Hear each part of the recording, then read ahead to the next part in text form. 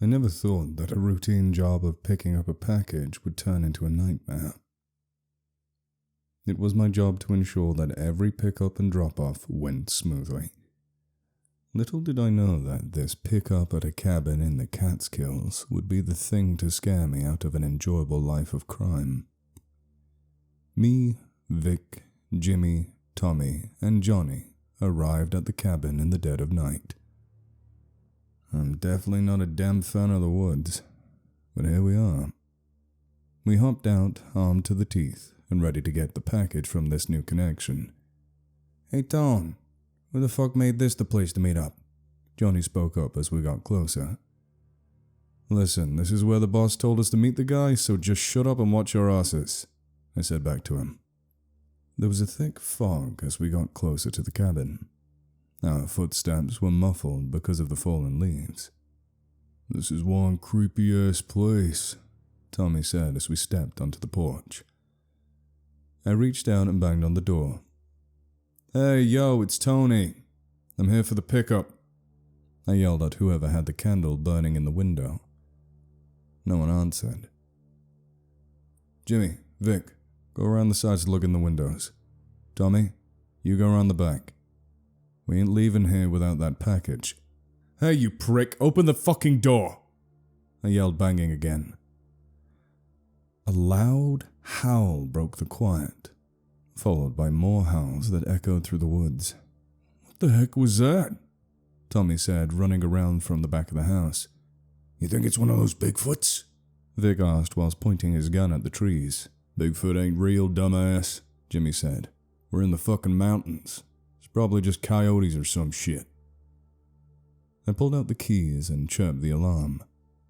Something was standing behind the car and took off when the lights came on. "I know you saw that shit, Tony," Vic said nervously. "It's gotta be the guy messing with us. These rednecks are crazy as hell up here," Tommy said, leaning his back up against the wall. "I'm not liking this tone, not one bit."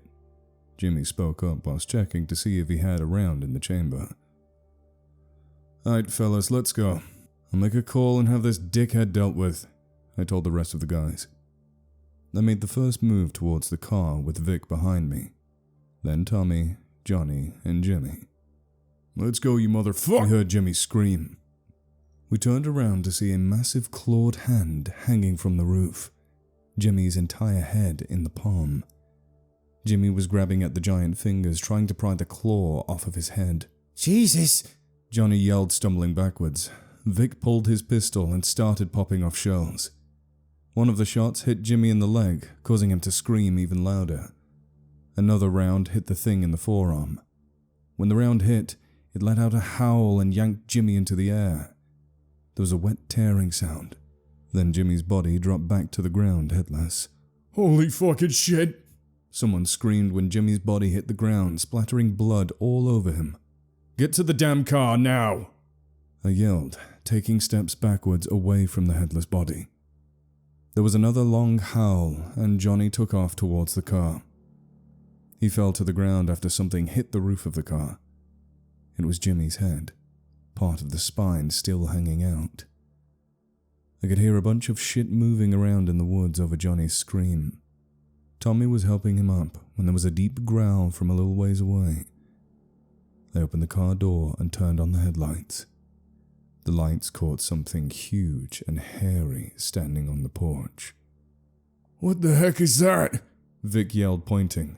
"No goddamn way," I answered back. The thing's head was the size of a truck tire. It had a huge snout with sharp teeth that dripped blood and spit.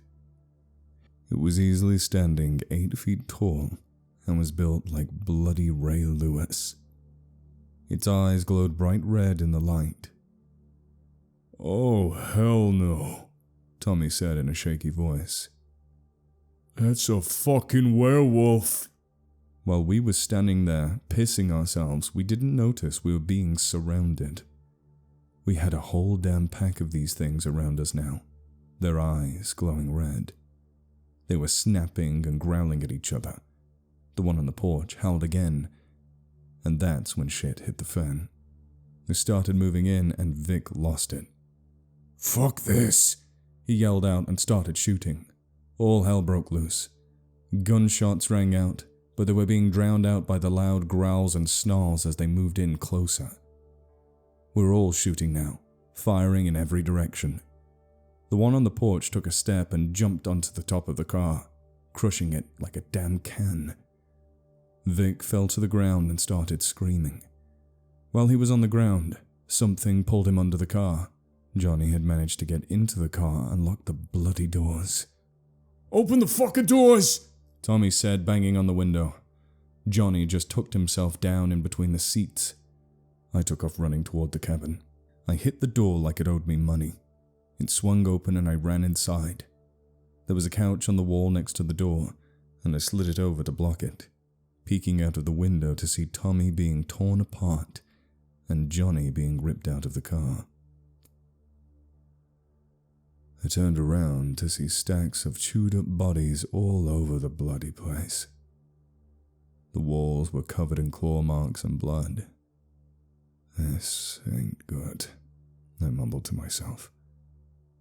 I needed a place to hide. I ran towards the back of the cabin, just more decaying bodies.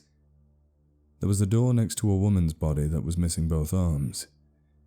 It was the basement, and smelled like 100 years' worth of rotting meat. I had no choice. I buried myself under the corpses. Before digging myself in, I checked my gun. 1 round left. I hid there while those fucking things ate my crew. I could hear them walking around up there, growling. I knew they were looking for me, but they couldn't find me. The stench of blood and meat must have thrown them off. After a few hours, I couldn't hear anything else. I climbed out of the bodies and slowly made my way back up the stairs. There were way more bodies than I figured. I must have been doing this shit for a long time, I thought to myself, while stepping over an arm that still had a pistol in the hand. There was no sign of them as I walked out the door. The doors and roof were ripped off of the car. Pools of blood and little pieces of flesh were everywhere. I walked my ass back down the trail to the main road. I managed to call an old cop who'd been on the take for years and had him come pick me up. About an hour later, O'Malley showed up. "The fuck happened to you?" he said, getting out of the car. "Shut up and get back in the car. We have a stop to make," I told him, grabbing the door handle. A little while later, we pulled up to Costello's. "Wait here," I said, getting out of the car. I guess they weren't expecting to see me because no one said a damn thing as I walked towards the back office. I knocked on the door twice, and a voice answered from the other side. "Come in," it responded. I opened the door slowly with my gun raised. "You sent us out there, you rat fuck!" I screamed, putting the gun in Vincent's face. "Fuck you, those other pricks had it coming. They were stealing money, my money. I couldn't let that stand. The family's been using that area for years to get rid of problems. Just bad luck you were there."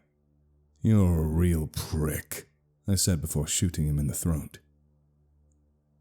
I walked over to him whilst he held the gaping hole in his neck. "That's for my guys, you cocksucker," I said real close to his ear. I walked right back out the front door to O'Malley waiting in the car. "We need to make one more stop." I had him bring me here and sign me in. Been here a couple of months now. Thick walls, bars, and armed security. This is the safest spot I can think of outside of being in jail, I said to the new orderly working my wing of the puzzle factory. "Yeah, it is a pretty interesting story, Mr. Sorreo. Now please, take your meds," Matthew said, sliding the pill cup and water over to me. "No problem," I said, putting the pills in my mouth, then drinking the water. "I'll be in the TV room. Bring my pudding down there."